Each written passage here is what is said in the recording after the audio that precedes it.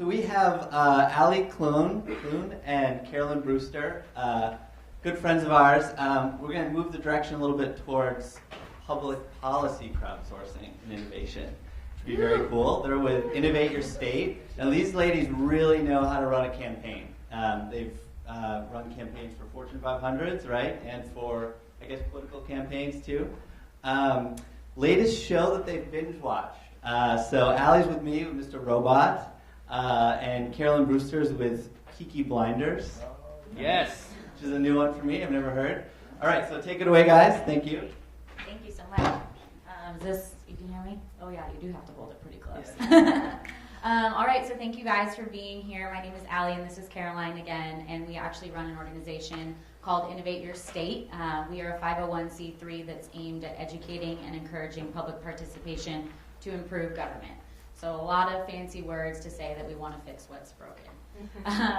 So I'll try not to make any or many campaign jokes because there's plenty out there right now, but obviously there needs to be some things resolved within government, and Caroline has a great background working with nonprofits and government reform organizations. I've worked with Fortune 500 startups, other nonprofits, basic businesses.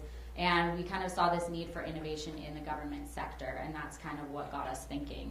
So where we actually started is within California. So how many of you are actually from California? Okay, so not too many. Okay.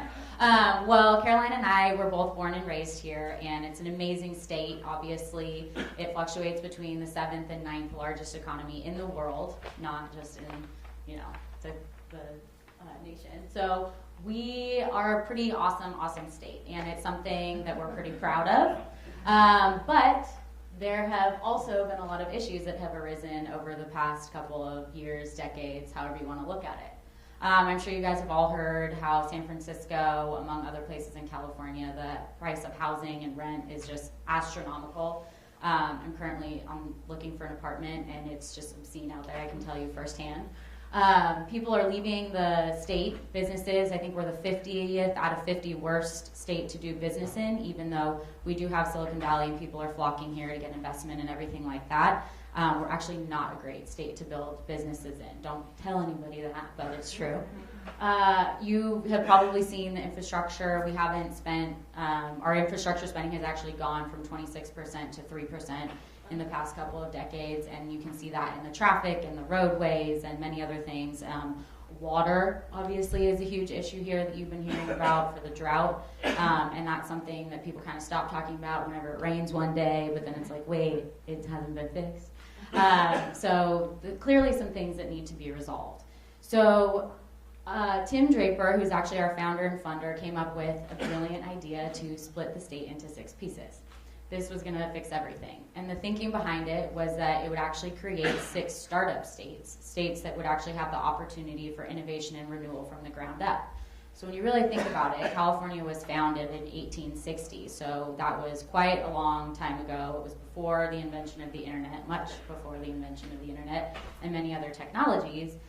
So the thought was, okay, well, we'll just kind of like redo, refresh, and see what happens if we can build new states from the ground up. So went out, collected signatures for the effort, and actually failed to qualify for the ballot among many reasons. The initiative process is extremely difficult. I actually worked on the campaign, but also it was an idea to split California into 6 pieces. So a lot of people just had immediate kind of like red flags with that, and they just wouldn't even kind of entertain the topic.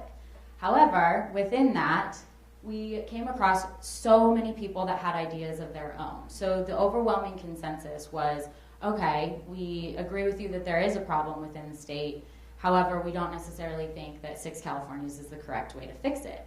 And so with that, we said, great, well, what are your ideas? And people just started sending them in. We got emails, we had in-person meetings, we had all of these, conversations with policy folks, academic experts, average citizens. It was just amazing to see the kind of response that people have and the drive and interest to improve the state, but really no outlet for these ideas to be heard by, policy experts and, the general public. So what we wanted to do was actually create our organization, Innovate Your State, as a way to really kind of gather these ideas and start talking to these people about ways to improve government. And the first project that we actually held was called the Fix California Challenge, which was kind of an aggregator of all of these ideas, and that is how we met Idea Scale. Mm-hmm. And we're so happy to be here, by the way. So to step back quickly and talk a little bit more in depth about the challenge itself. So obviously it's a unique, first and only that we know of, though don't quote us there, online, thanks, of a crowdsourced policy and practical challenge to solve government outcomes. So we knew that we wanted to keep the door open so we could kind of encourage the ideas to keep coming. We were hearing business ideas right off the bat.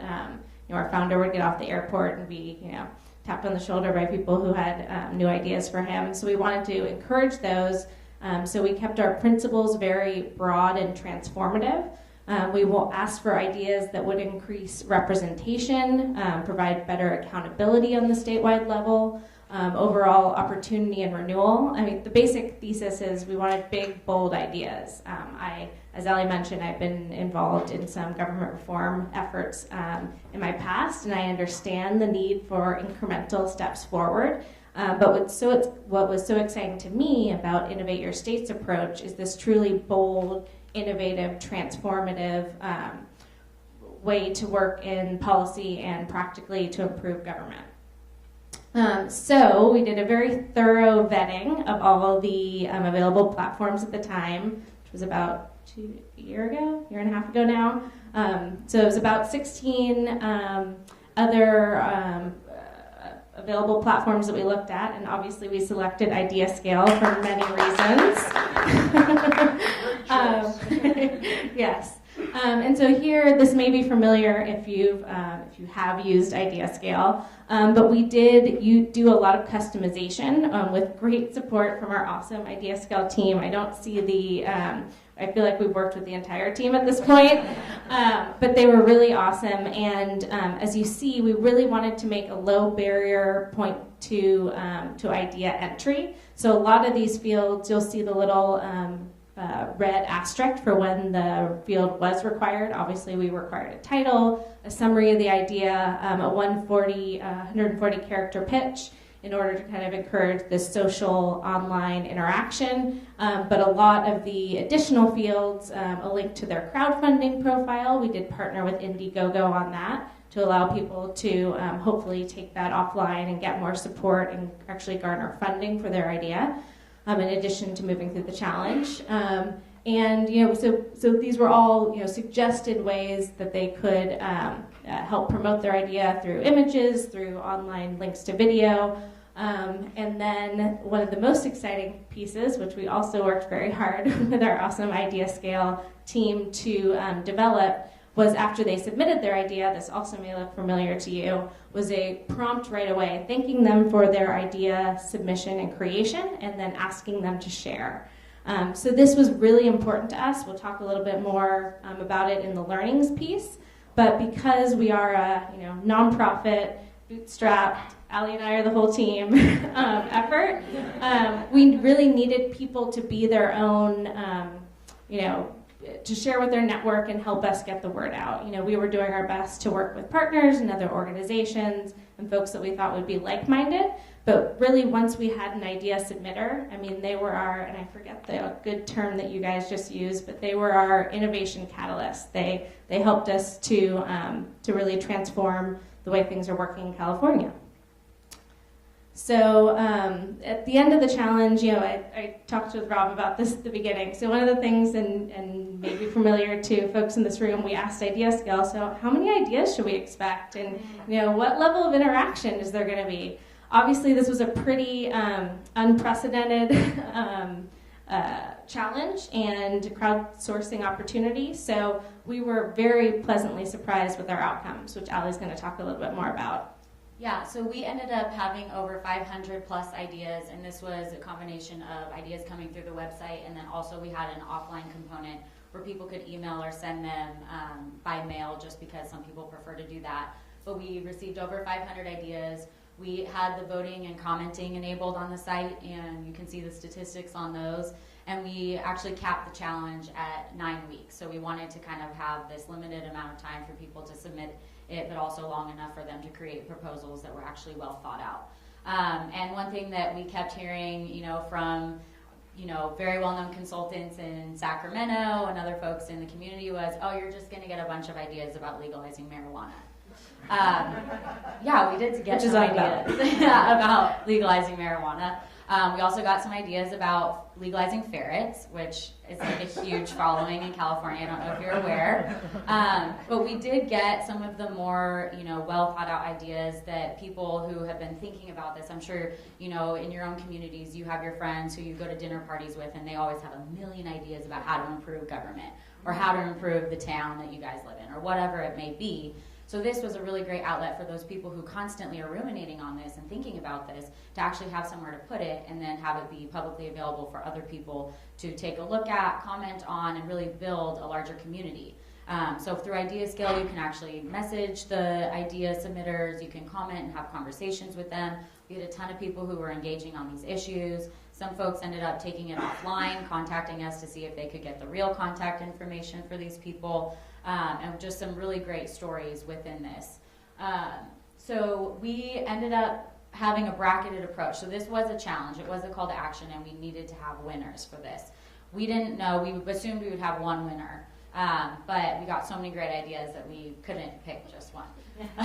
So what we did, which actually is something that we recommend, is having a bracketed approach to narrowing down the ideas. This was a great way to generate interest from the public, to keep it going post challenge close while we were vetting the ideas, to kind of have a little bit of a drum roll, keep getting press mentions. So we had the stately 16, which were 16 ideas that we narrowed it down to. Then we had the innovative 8, and finally the forward thinking 4. And we ended up kind of rolling these out over the course of, I believe it was maybe 6 to 8 weeks. So people could stay engaged. And this actually, we kept the voting and commenting enabled on the platform, which was awesome, so people could keep working on the ideas together. And then we had our winners. So these were our Fix California Challenge winners. And the winners got anything from being pledged to be backed for research, which was the county restructuring idea, to being funded by our founder, who's a VC in Silicon Valley. Place a vote, he funded. We also did a grant program with OpenGov, which was a financial transparency platform for government, where we ended up offering up to $500,000 in grant money for California counties to get access to the software for their first year for free, which was a really great way to get government updated on the digital side. We also had Prop 54, which is going to be on the ballot next week. So if you're in California, not all of you are, but if you're not, take a look at it. And it really is the online crowdsourcing initiative, and it was done through Idea Scale. So that's really exciting, and that shows kind of the impact that we were able to have and change we were able to impact in government. Also Voter, which was an idea, a business idea that actually got to present at our offline event, which was our showcase. Which we'll talk about in a minute. So also through this, we were able to get a ton of earned media and have a landing area for them to, go to see all of these ideas in government. We got write-ups in these different publications. We also had an ad in the Sacramento Bee announcing I think it was Innovative 8. It was a full-page spread. So really taking these ideas offline and bringing them into, where people are reading and what they're researching, so that they could see kind of this innovation taking place and how to impact change in government. So we were really, really pleased with that. And a lot of this was also because of our social media strategy and making our idea submitters their own advocates. And then we did end up holding an offline event. So one thing that this challenge did spur was we got a ton of ideas in about businesses, business ideas and nonprofits for ways to improve the state. And working in Silicon Valley and seeing kind of this innovation ecosystem and all of these startups, it's very common practice for people to host kind of demo days which are opportunities to showcase their ideas to investors and people in the innovation and entrepreneurship community. So we wanted to bring this opportunity to the civic and GovTech space and to government. So we ended up taking this offline and hosting our civic and GovTech showcase. Last year was our first year. We actually held our second annual this year and are already planning for one or two for next year, which is really exciting. And this all came because we got a ton of ideas submitted through the platform, and people were able to organize, and we were able to organize into an offline event as well. So similar to kind of like what you guys are doing here, being able to take this and really create impactful connections and networking within the community, but using IdeaScale as a catalyst for that. And we were awarded the IdeaScale Innovation Award winner, which is super exciting for us. It's our first award. Yeah, it was our first award. We were really, really excited. But yeah, I mean, as Caroline and I mentioned, I think this speaks volumes to the fact that we are literally a team of two running this organization, trying to improve government. And we had started out in California, but again, I always say we didn't call it Innovate California for a reason. Our goal is to really go and extend into other states, get on the federal level, extend internationally. And we're able to do this because we do have, platforms like IdeaScale where we can aggregate everything and easily sort through the ideas and share it with our board and our advisors and have them take a look at it in a way that is easily accessible to them and really to impact change with a very small team. And so that's one thing that we were really excited about, and to be able to be awarded on it. And came from you guys, but still was kind of a big deal for us. So that's kind of the story of Innovate Your State and the Fix California Challenge. And I know as you guys are running your own campaigns, it's really helpful and important to kind of learn some learnings from people who have done it before, especially in this space that is a little bit different than the traditional business model. I know when we came to IdeaScale, I don't think you guys had done anything as similar in government. It was a lot of internal teams.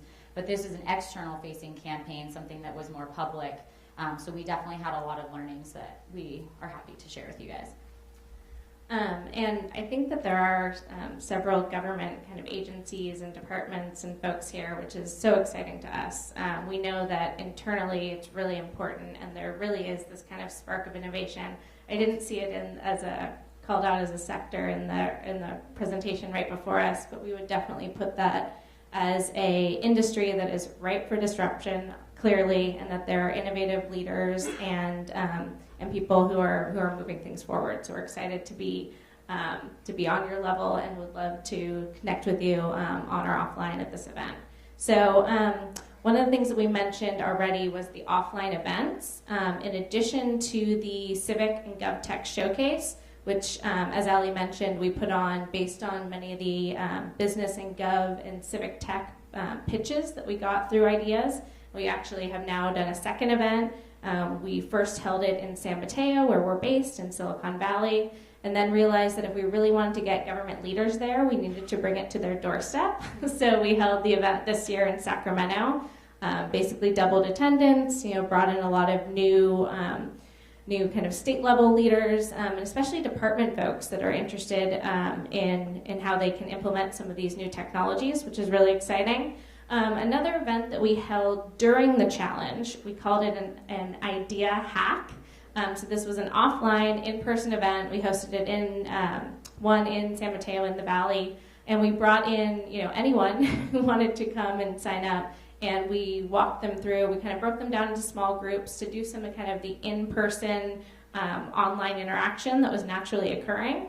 And this also enabled us to kind of share that out. So, some people who might be more comfortable doing it at home alone, maybe like to see what happened in a in-person real-time event. And there were some great ideas that came out of that idea hack, including someone who, we're talking about the mega drought that California is now facing, and it was called out that there's actually a lack of standardized water usage across the state of California. Obviously, this is an issue that continues on, and we're working with some partners there, but that was a great offline event that we definitely recommend if that's possible to try to stimulate the innovation community.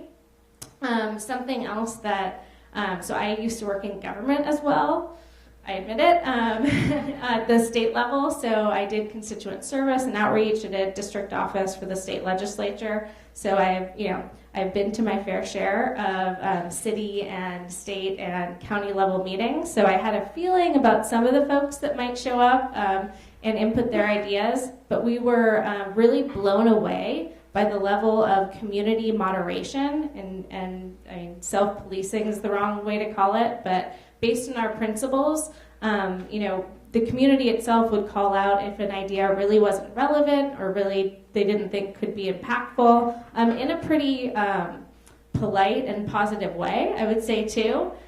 So despite current federal political themes, there is an opportunity for positive political dialogue online, and you can look to the challenge as an example of that. We think it's actually even more important in today's kind of exciting time and leading up to the election. And something that Ali already mentioned was the different ways that we identified winners and allowed them to be funded or raised up. So from the beginning, we designed the challenge to kind of keep that door open. We said there was an opportunity for funding. We didn't, commit a dollar amount or say exactly where, how that was going to come by.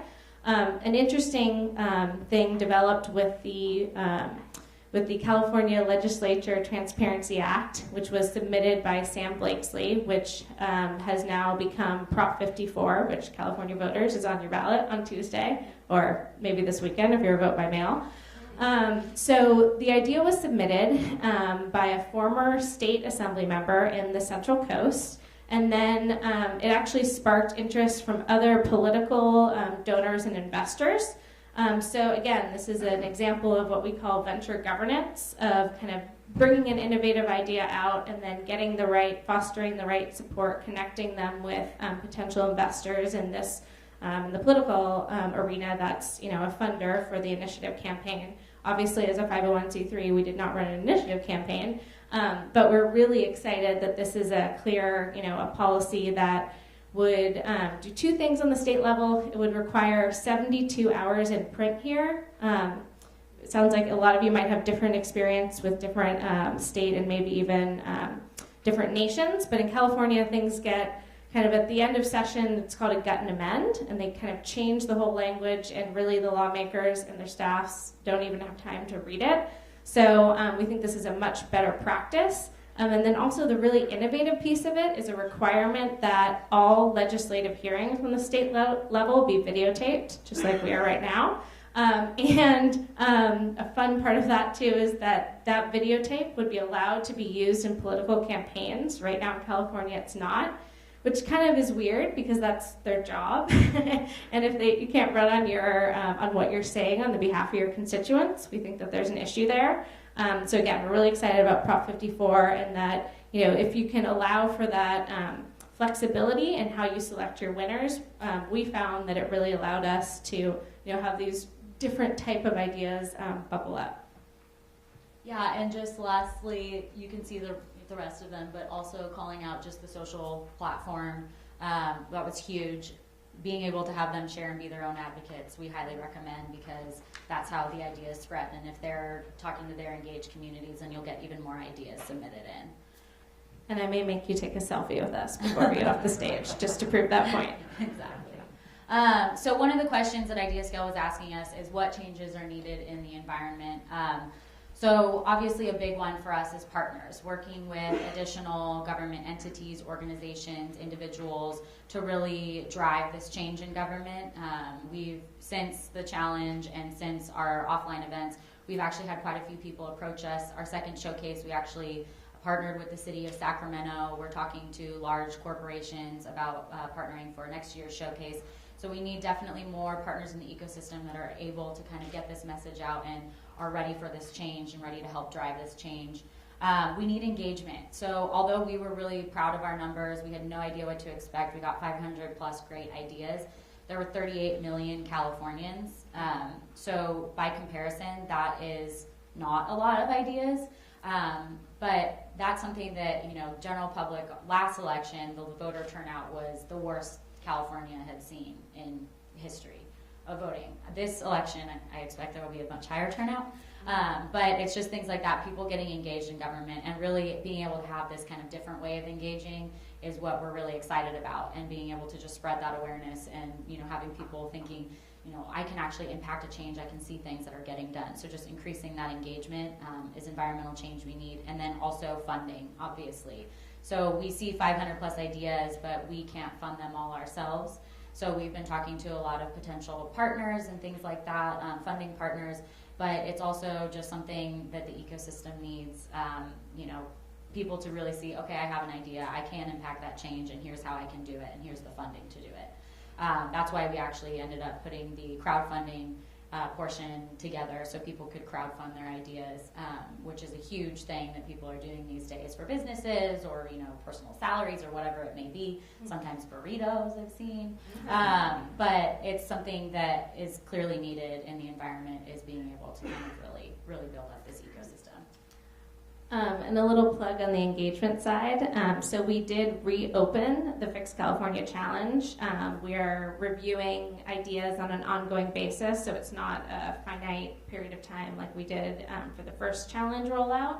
So anyone who creates, and I'm guessing most of the people in this room have IdeaScale logins, can submit an idea.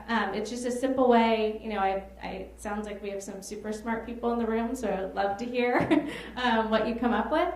And it's a way to, obviously you've seen our hashtag FixCal and our Twitter handle on all the slides, but we would love to have you share out with your networks and community. You guys are the thought leaders in this, and would appreciate your help just getting the word out. And feel free to connect with us. We have both of our business cards out on the table outside. We would love to hear from you guys. If you're interested in improving government or just want to chat about the learnings, we're always happy to talk to you guys. So thank you so much again for having us. We really appreciate it.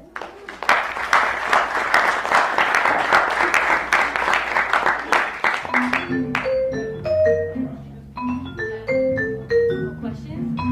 Do we have time? Yeah, does anyone have a question? Yeah. Okay, just a minute. It's okay. It gives us time to take our selfie. Yeah, exactly.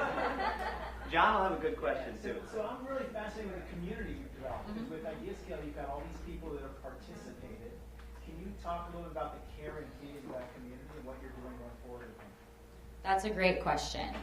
So we have currently just kept the challenge open, and a lot of people have been engaging with each other. We do send out, emails and do social promotion, and hosting the offline events we found has been really helpful for engaging that community and really getting them to talk to each other in person. So anytime that we host any events or anytime that we're doing something in the community, we blast out to them and ask them if they want to participate. Our hope is that with this next year, we'll actually be able to do an online component of our showcase and events. We've talked to a vendor that does kind of like virtual trade shows, which is essentially our showcase is almost like a trade show for these civic and gov tech communities. So creating these like webinars and trade shows, being able to have people that are not necessarily within driving distance to our events to participate in that way. And then our goal is to continue to improve that engagement with the community, but that's what we're doing right now for that piece. Yep. So I understand the community is submitting ideas on improving the state. So even though it's a little different maybe than some of us in our business model, but how do you handle this platform or this community not turning into like customer service? Them submitting off-topic ideas, right? You're in the police force, so Yeah. fix our roads, or something that's not really relevant to what you're doing. How do you manage that? So that was one thing, and I think we mentioned it in our learning slide, is that we were actually pleasantly surprised by the communities just policing, for lack of a better term, of that. We allow any ideas to be submitted. If it's offensive or it's something that's completely inappropriate, we don't allow it. We take it down. But it really did come down to people in the community saying this isn't relevant. It'll be downvoted, so it will just go down on the feed, and you can see like, oh, this isn't a relevant idea necessarily. And we have reached out to folks that continue to submit.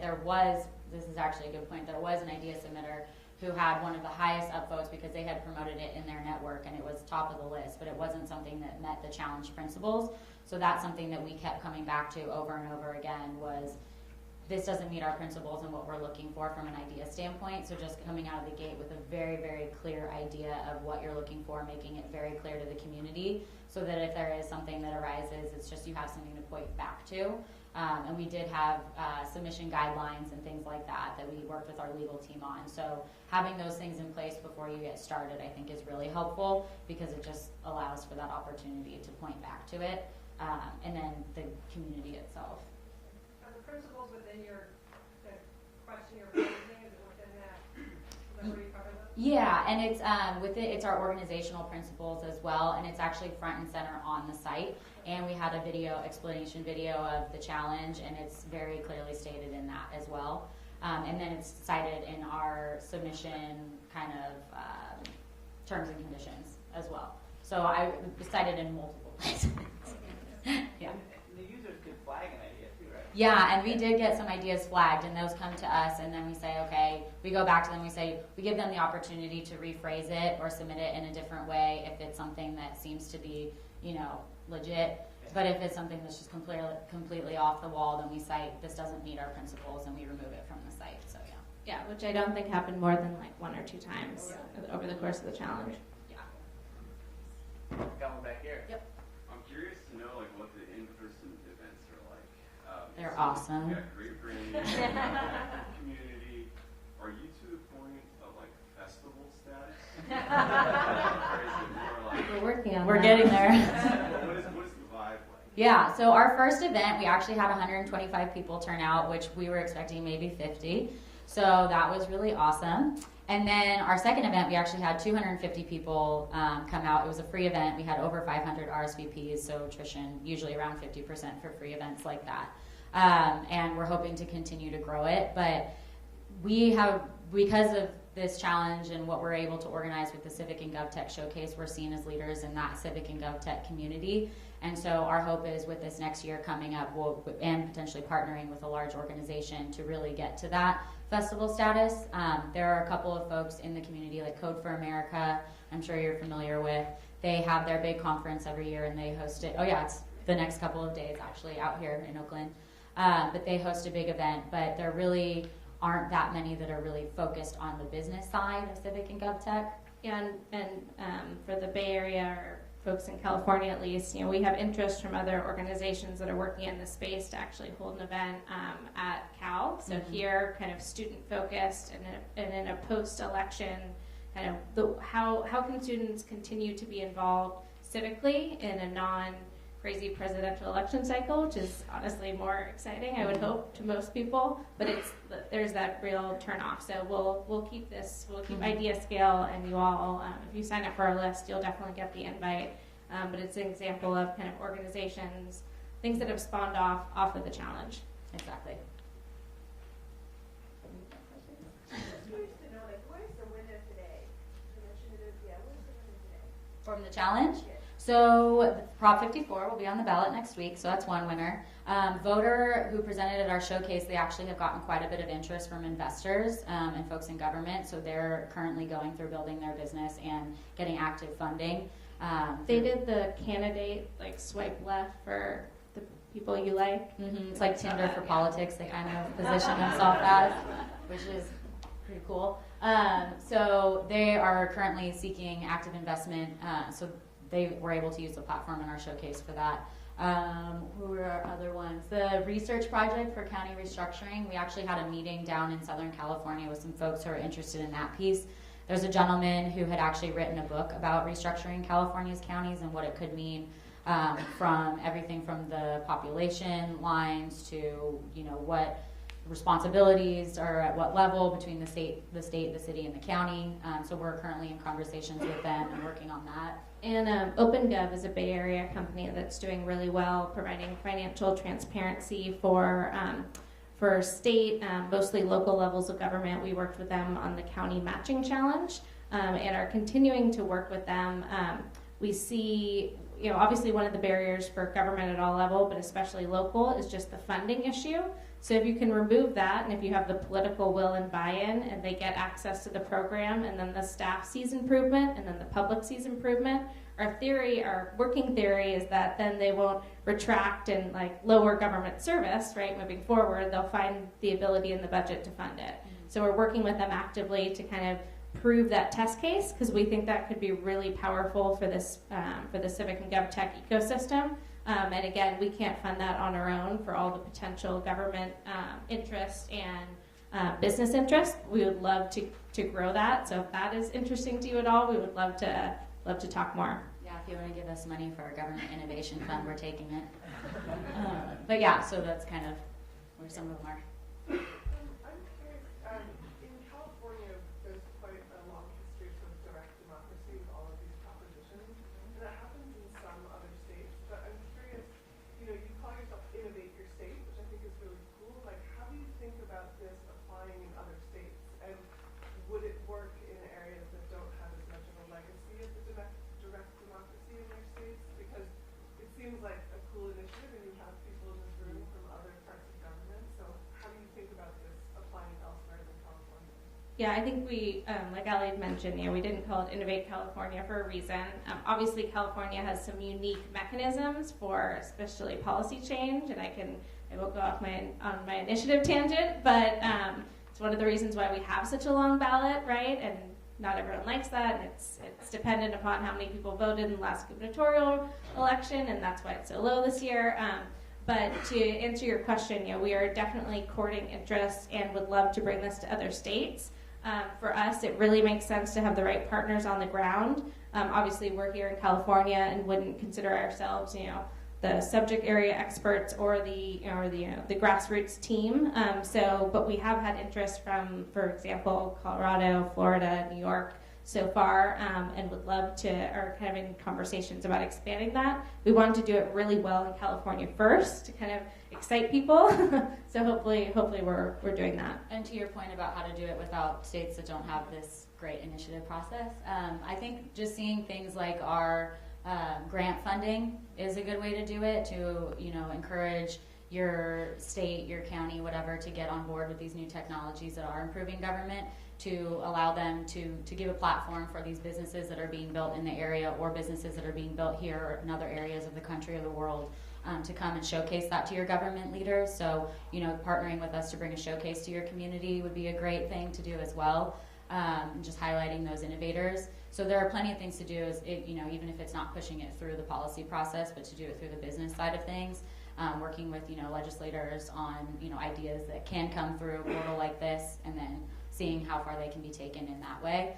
So there are definitely plenty of ways to do it, and we highly encourage it and recommend it, and we're happy to work with you guys. So just reach out at any point. Thank you guys. Thank